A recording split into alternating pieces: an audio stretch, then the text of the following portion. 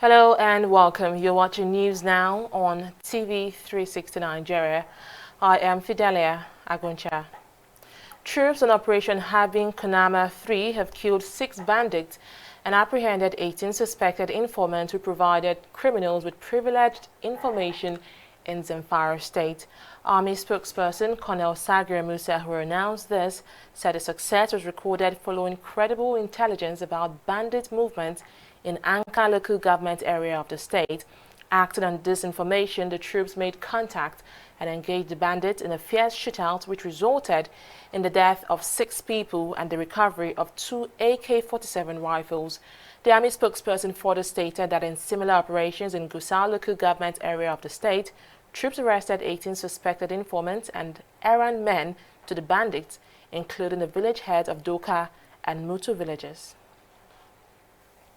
Well, let's now move to Benue State, where the government has imposed a 24-hour curfew on Katsina Ala town of the state as part of effort to restore peace and ensure the security of lives and property. This was announced by the Chief Press Secretary of the state, Ede Ogaba Ede. Ede says the curfew, which comes into immediate effect, shall be reviewed as the situation demands. The acting governor of the state, Benson Abonu, has now urged residents in the affected area to cooperate with security operatives by obeying the curfew. The development comes less than 24 hours after a known gunman killed 11 persons in 2 villages in Katsina Ala local government area of Benue State. And the Lagos State government has assured residents that the 3rd mainland bridge is safe for motorists. Now, this followed reports that the bridge which links the mainland to the island is unstable. After an on-the-spot assessment of the structure, the state government and a group of engineers certified the bridge to be intact and safe for commuters. Abisola Adebayo tells us more. There was an outburst of fear and worry after a video showing a shaky expansion joint on the 3rd mainland bridge went viral. The safety of commuters and the structure of the bridge came under question.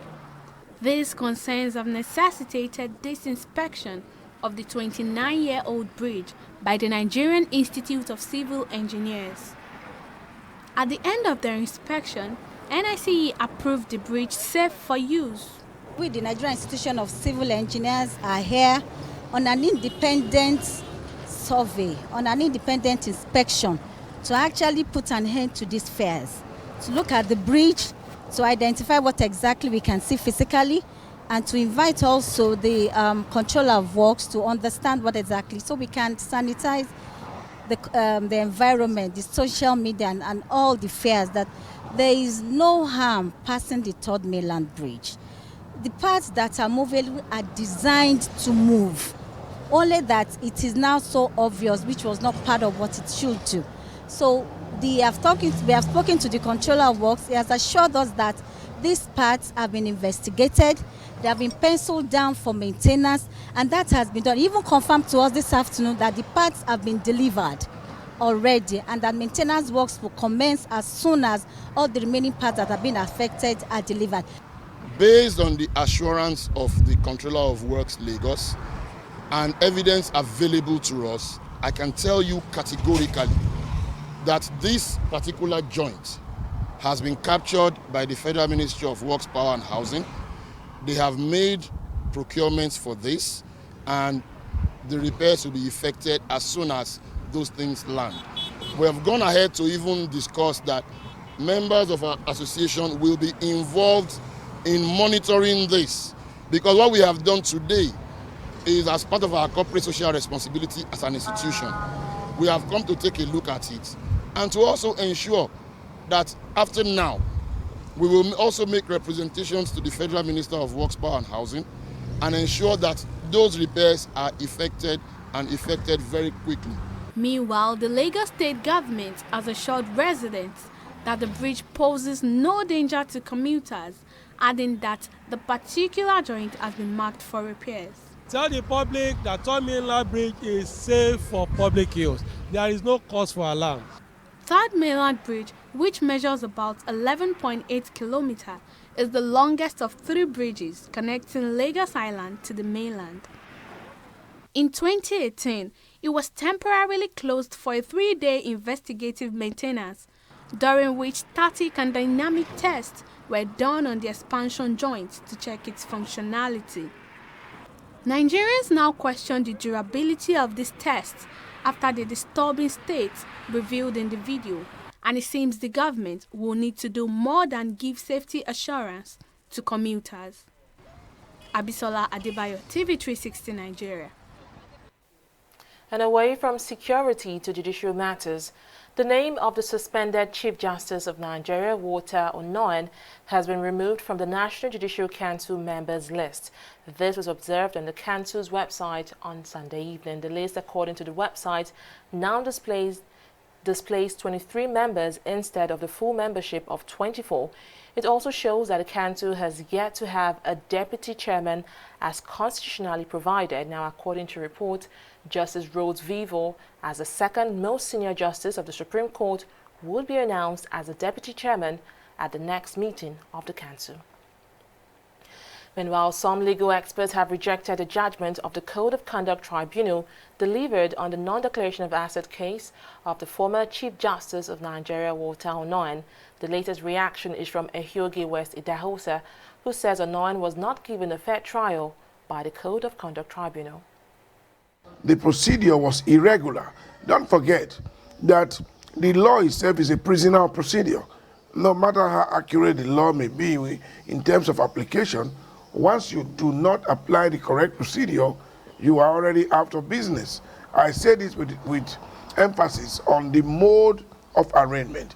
In the other one of Unguta, the tribunal conveniently said that it was banned by Ngajiwa's judgment because it had come to the conclusion that unless you first of all subject a judicial officer to the processes recommended under the NJC, you couldn't bring him before a tribunal of this nature, and struck it out. At that time, Unguta himself was also standing trial for some aspects of non-compliance with asset declaration. So what's the difference? Now, here the tribunal worked so hard to distinguish between the fact that Onoen was being tried as a public officer. But the question that I ask is that, as a public officer, does it mean that he's no longer a judicial officer? What do you do with the provisions of Section 292 of the Constitution? And in what seemed like an Easter package to Nigerians, President Muhammadu Buhari last week signed a new national minimum wage for workers in the country. The act, which mandates a minimum wage of 30,000 naira for Nigerian employees, has however generated mixed reactions, with some claiming it might hurt the nation's economy by negatively influencing the inflation figure. But the Nigerian Labour Congress has rejected these claims. Speaking on our flagship program, TV360, Deputy President of the NLC, Amechi Asuguni, said inflation has been rising and falling long before the approval of the new minimum wage. Inflation, naturally, we know when you chase more goods in the market and the price tends to go up and other economic factors will come in. But the question is, there is already inflation.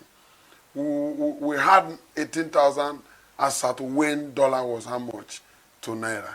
And so event such as inflation has swallowed up the 18,000 in the hand of workers. So it became imperative that workers' salary needed to be reviewed upward, irrespective of the tendencies that the economists are trying to argue out. You cannot argue. There is no economic provision that suggests that workers continuing earning 18,000 will solve or rather avoid the inflation that you're talking about, because it exists already. So you can see the hike on petrol price that actually led to the increase in transportation, and all of this became burden on workers. 18,000. We use this 18,000 mostly because that is what the minimum says, and a lot of establishments have told you I can't pay more than the minimum wage. And you see private organizations making profit, but employ workers and pay 10,000, 15,000 per month, especially the security men. And this is appalling. So for me, it is important that we begin to reason what next do we do in the next 4 or 5 years on how to better Nigerian wage. And to politics, the candidate of the People's Democratic Party in the just concluded presidential elections, Atiku Abubakar, has denied the All Progressives Congress allegation that he is not eligible to contest because he was not born in Nigeria. Atiku was responding to the comment of the All Progressives Congress to the petition he filed before the Presidential Election Petitions Tribunal alongside his party. Now, the former vice president confirmed that he was born on November 25, 1946 in Jada, Adamawa State, therefore he was a Nigerian. But the APC had alleged in its response that as of November 25, 1946, when Atiku was born, Jada was part of northern Cameroon. Meanwhile, some officials of the Independent National Electoral Commission in the 2019 presidential election have admitted under oath that they transmitted election results electronically. Now, this contradicts claims by the electoral body INEC, which claims that results were transmitted manually and not electronically. Atiku Abubakar and the opposition People's Democratic Party had challenged the results at the Presidential Election Petitions Tribunal, alleging that results which pronounced President Muhammadu Buhari winner of the February 23rd polls was forged. Now, to support their claims, the opposition party presented a different result to the tribunal, which was reportedly gotten from INEC's server. Now, the result showed that Atiku polled over 1 million votes more than President Buhari, and it was however dismissed by INEC and the APC as false and manipulated. And panelists at the just concluded third edition of Bola Tinubu Youth Summit have agreed that government should invest more on youth development and inclusion in the political process in Nigeria. The panelists, drawn from the government, media, civil society and political groups, discuss the challenges faced by Nigerian youths and the possible solutions to these setbacks. They emphasize on the need for youths to adopt mentors to guide them in their quest to achieve greatness through their lifespan. It's gone beyond Bola Tinubu, but I'm using him as an example. I sit here and I keep asking myself, I asked my cousin once, I said, where is our governor in 1999? My own state, because I'm not a Lagosian. And I kept asking people, where is your governor in 1999? How have they been able to reinvent in themselves? How have they been able to stay focused? So if you don't invest in people, if you do not invest in people, you don't see people as, very important, and you see them as just stools and pedestals to climb to somewhere, you will go out of extinction. And for what I have seen, I think this is no longer news. We've seen people from the southeast of Nigeria being given commissionership here in Lagos. We've seen people from Osun State. We've seen people from Ekiti State. We've seen people from Kwara State. We've seen people from Delta State. I don't need to call names. These are verifiables. So if we have a man who thought this is an example because he's thinking as a nationalist and he's also thinking that this is how we can actually make Nigeria better, then I should be worried. I should be worried about state A, B, C, D, E, and F. Why haven't you been able to do this? When there is crisis, there are avenues to make money in crisis. The truth of the matter is we just have to look beyond the physical. The social media we carry so hard everywhere, there are a whole lot of loopholes to make money from it. Aside just carrying it for carrying sake, joining Facebook for Facebook sake, being on Instagram for Instagram's sake. The truth of the matter is at the end of the day, you have to think outside of the box. That is why you are youth. What we have put in place is for us as young people to be able to learn from what our leaders, you understand, the qualities of our leaders, and to see how we can encourage our minds, how we can change our mindset. Many of our young people are involved in most of the illegal things, the social media things of the things which are illegal. And we are involved in many things. And the things we are involved in, how do we make use of it? How do we make use of it in order for it to better our life, in order for it to better our nation? So that is why we are here. Well, if you're just joining us, you're watching News Now on TV360 Nigeria. I'll bring you more stories after this break. Stay with us.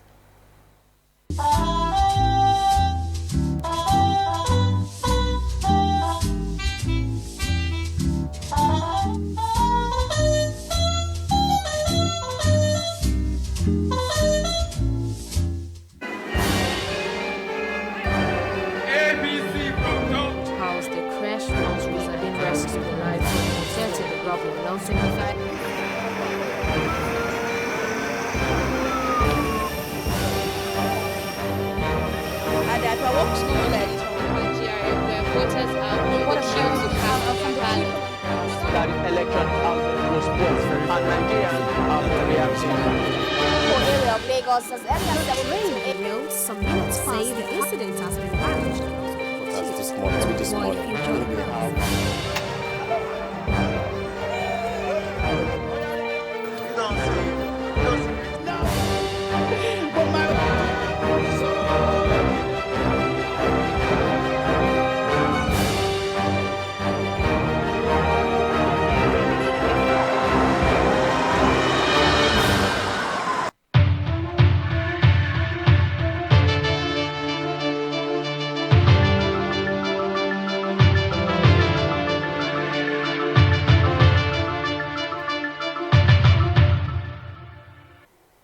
Welcome back. Well, let's now shift our focus to the world of business. Oyin Adekunle standing by with details. Hello, Oyin. Hi, Fidelia. Tell us, what's the latest from the world of business? The National Palm Produce Association of Nigeria has called on the federal government to put an end to the smuggling of palm oil into the country. In a letter addressed to President Muhammadu Buhari, the group said local producers lose $500 million worth of palm oil annually to smuggling. The group blamed this on the country's porous borders. It complained that local producers get no leverage from the federal government, adding that the corruption in the industry poses a threat to millions of jobs.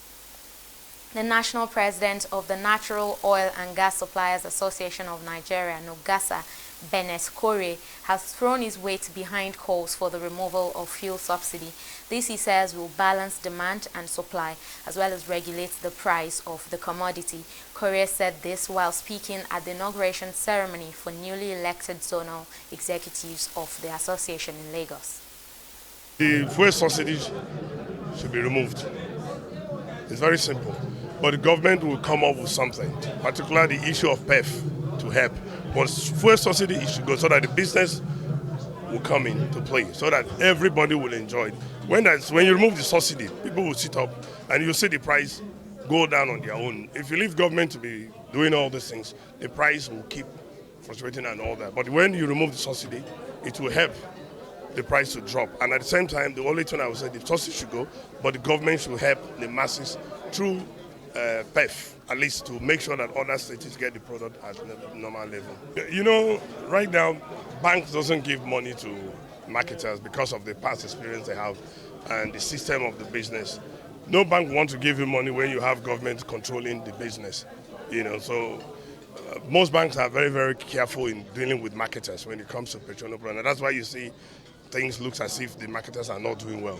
If you remove the subsidy, the banks will come in, then it becomes a full-playing business. I am not saying, as a Nigerian, okay, I feel pain buying high price. But then, if you remove the subsidy, on its own, the price will drop. Well, that's all on the business segment of the news. I'll now hand you back to Fidelia for the rest of the news. Well, thank you so much, Oyin. Well, still to come is news from the foreign scene and from the world of sports. After this break, stay with us. Corruption not in my country.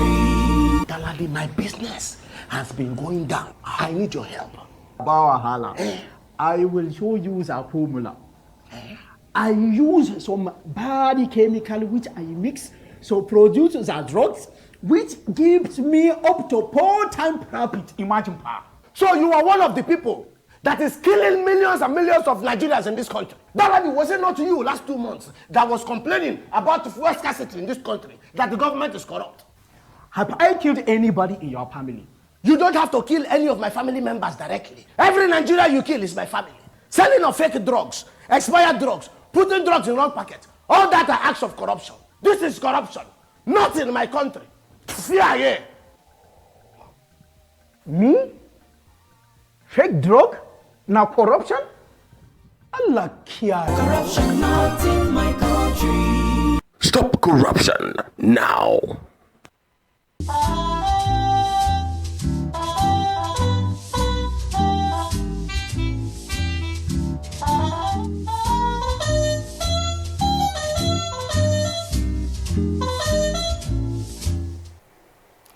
The death toll in the multiple bomb attacks in Sri Lanka has risen to 290, with over 500 others injured.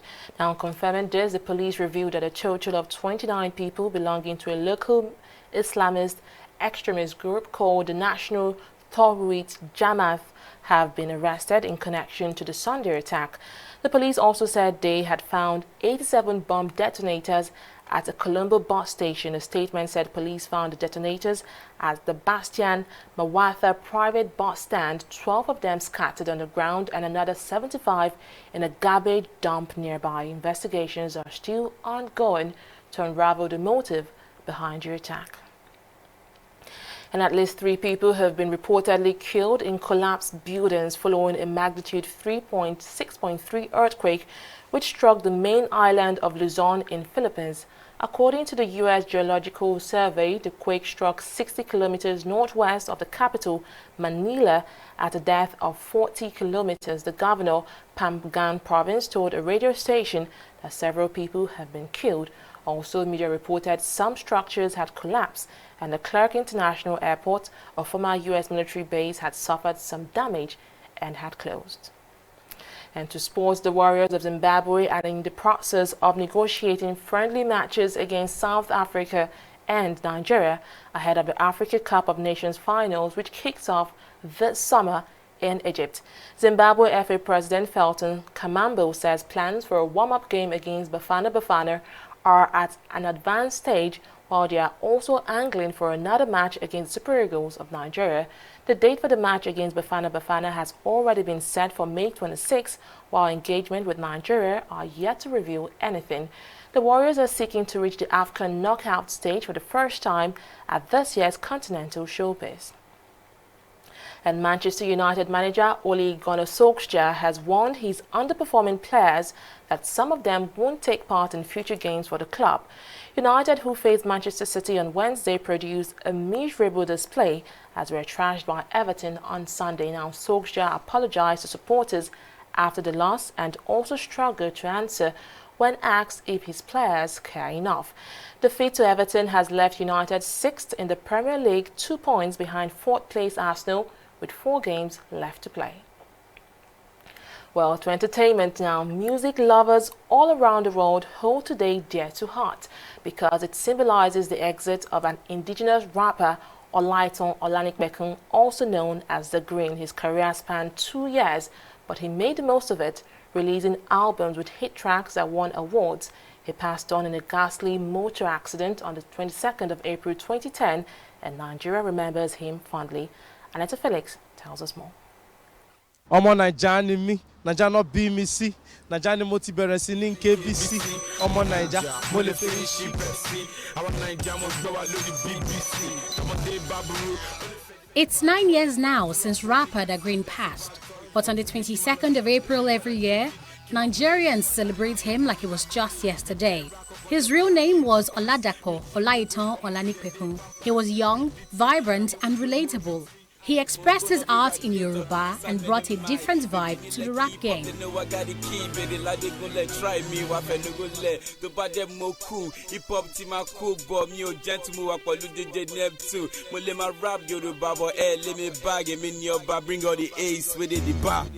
Da Green was so popular that he could easily have won if he had contested a political position. His lyrics easily reeled off the tongues of youth, and for them, he was a voice of expression.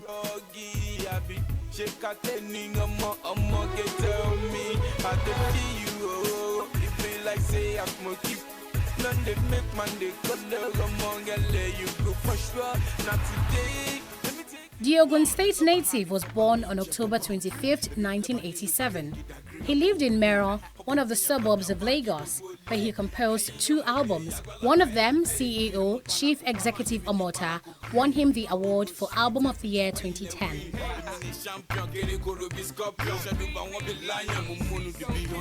Da Green's style gave other rappers the courage to rap in their indigenous languages, and he's indeed a trailblazer who would never be forgotten. Aneta Felix, TV360, Lagos.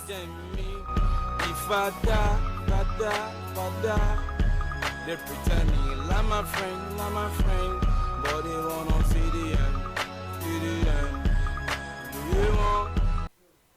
And that is on News Now. Thank you so much for joining us. I am Fidelia Aguncha. Bye for now.